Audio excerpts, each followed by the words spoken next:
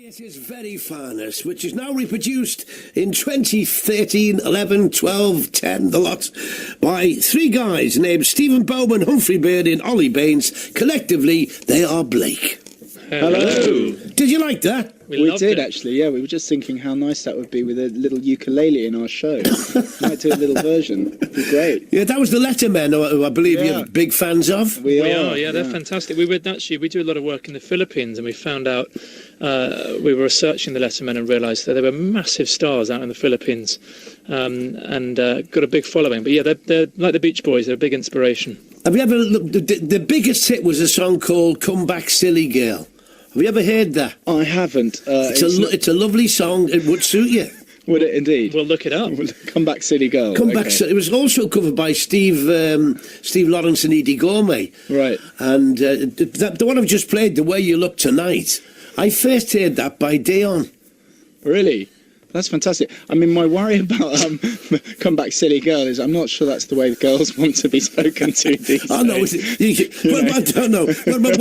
about The Way You Look Tonight with the song? That's a good one. And that wrath that crinkles your nose. Of course, they would turn around and then say, what, you mean I don't like this every night? But, right. Yeah. Stephen, which is Stephen? Yeah, I'm Stephen just here. Yeah, hello, Stephen. Are you the bass voice? No, I've just got a bit of a cold. Oh, I see. It's just that, in the group Blake, Stephen, fine, that's a pop star's name. You don't get many pop stars named Humphrey or Ollie. Well, you Not do till now, Ollie Murs came along. Well, there's the odd actor. You got Humphrey Bogart. Yeah, but you're not an actor, you're a singer. Don't be trying to wriggle out of it. I can act if you want me to. And there's Humphrey Littleton, of course. He blows trumpet, doesn't sing. No, I can't play the trumpet he did either. sing. I'm pretty unique. I think that's the only way to describe Exactly. It just shows you how talented the group must be to even get over that hazard. The hazard of Humphrey's name, I know. It was a great stumbling block early You try on. being a kid with that name, I tell you. Okay, the great thing about yourselves, lads, is as well as the voices, you've got personality, and that's very important. Well, it's something. Well, it makes up for ugly looks, doesn't it? That's the thing. It never worked for me. Stephen was made for the radio, but we're lucky, and especially when in the shows, it's something that we love to have a bit of banter, a bit of chat, and have a bit of interaction with the audience as well. Yeah, so that's important. If people turn up late, they're gonna know about it. Yeah, I mean, you're absolutely right, because there are a lot of bands who, in between songs, are uncomfortable. Yeah, I've actually seen that quite a few times. I agree with you, Billy. And it also makes the audience feel uncomfortable in those moments as well, because you've got often one of your kind of big matinee idols or big character you know very well, and you're expecting to get to know them a little bit, and they give you nothing. Exactly. Nothing at all. Exactly. Stephen, unlike Blake, and we give you so much. Everything. You know them intimately as soon as you leave the arena. Too much. Well, the theatre, maybe. Let's not go that far.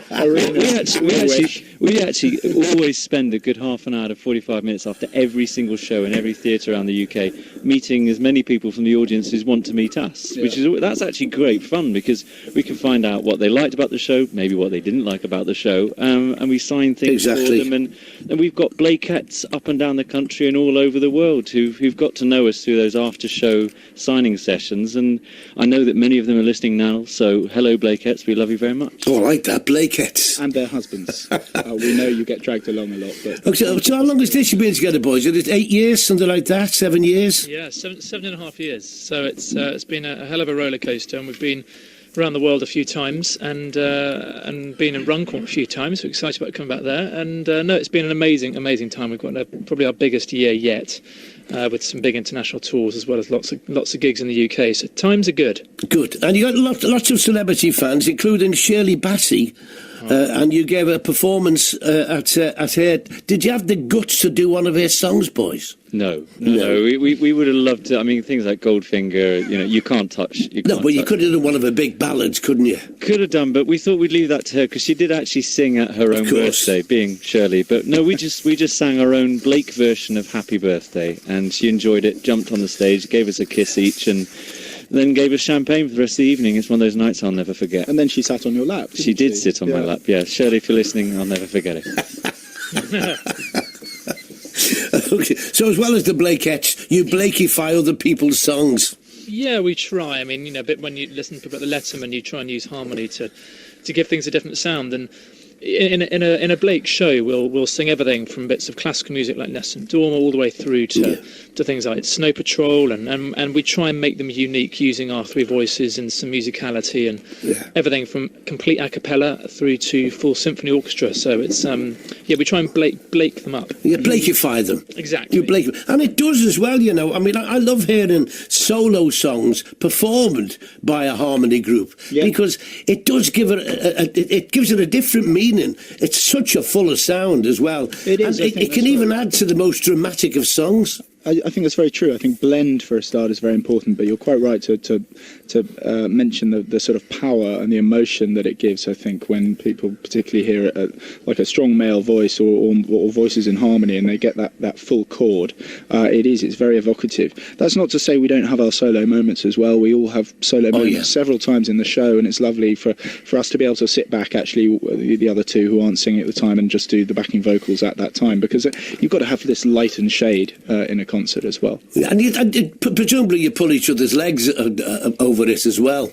Oh, well, of course, yeah. Well, actually, Humphrey and I are very interchangeable. We often don't decide who's going to sing what until literally just before, one of us stands at the microphone and says, "Do you want to do it tonight?" Or "I'll do it tonight." So it is. Every gig is different in that respect. The thing is, Humphrey and Ollie, they're proper bona fide classical musicians. In fairness, they picked me up from a karaoke bar about 8 years ago, so I've been learning slowly. Is it that long? Gosh. It is that long. Still a way to go, isn't there? Yeah, there is. And you've not been to a karaoke bar since? He hasn't learned one. I'm addicted. No, still loving it. We had a great trip once in Japan, actually, and we found Stephen at about 5 in the morning in some karaoke bar somewhere in Tokyo. It took a while to track him down, but we got there in the end.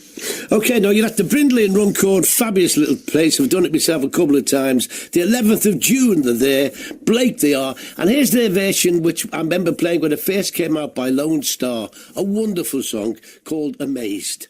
Thanks a lot, boys. Thanks, Billy. Take care.